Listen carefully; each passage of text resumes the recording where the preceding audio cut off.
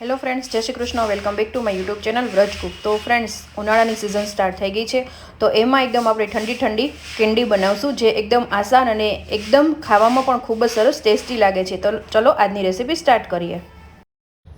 અને અહીંયા મેં અડધો કપ ખાંડ લીધી છે. 6 કેન્ડી એમાંથી બનશે ફ્રેન્ડ્સ, એટલે તમારે એ પ્રમાણે મેઝરિંગ રાખવાનું છે.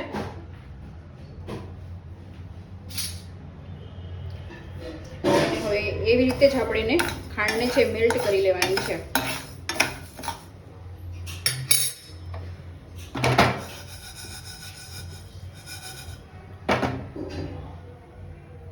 આવી રીતે એને ફેરવતી રહેવાની. આવી રીતે છે ને મેલ્ટ થતી રહેશે. ન્યૂ અપડેટ રેસીપીની માટે મારું ઇન્સ્ટાગ્રામ પેજ છે ફ્રેન્ડ્સ, જીનલ વઘાસિયા, જેને તમે ફોલો કરી લેજો, જેમાં તમને ન્યૂ અપડેટ મળતી રહેશે કે નેક્સ્ટ રેસીપી કઈ આવવાની છે એની પણ અપડેટ તમને એમાં મળતી રહેશે ફ્રેન્ડ્સ. કેરેમેલાઇઝ કહેવામાં આવે છે ફ્રેન્ડ્સ. જો આ રીતના છે મેલ્ટ, થોડા ક્રિસ્ટલ છે ફ્રેન્ડ્સ, આ રીતના મેલ્ટ એકદમ પ્રોપર રીતે થઈ ગઈ છે. જો તમે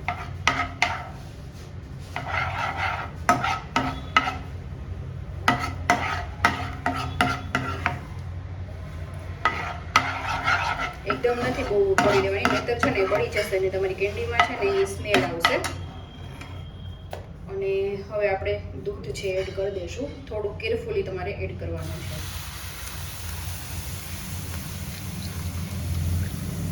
અને ફૂલ ફેટ તમારે મિલ્ક લેવાનું છે. અને જો આ રીતના થઈ જશે પછી આમાં તમારે પીવાનું નથી, ધીરે ધીરે પણ આમાં ખાંડ છે મેલ્ટ થવા આવશે ફ્રેન્ડ્સ. આ રીતે ચમચામાંથી ન ઉખડે ને તો બીજી ચમચીની મદદથી તમારે છે ને ઉખેડી લેવાનું.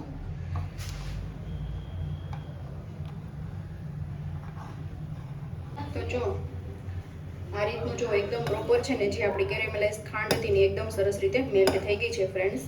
અને હવે ગેસ ઓફ કરીને આપણે લો ટેમ્પરેચર પર આવવા દેશું. અને વધારે વાર છે ને ઉકાળવાની કોઈ જરૂરિયાત નથી.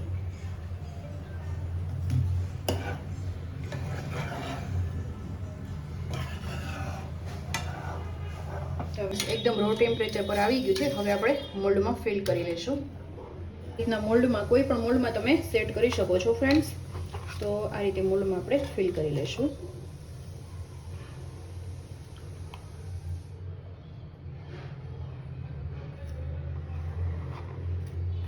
આ રીતે બધા મોલ્ડને હું ફિલ કરી લઈશ.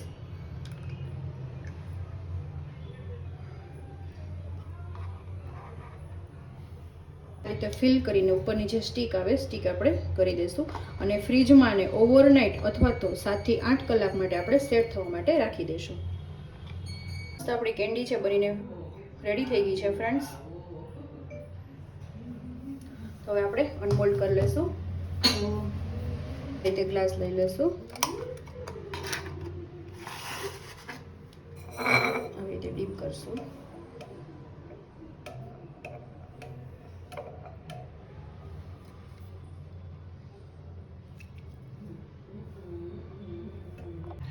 અને મોલ્ડ થઈ ગઈ આપણી કેન્ડી.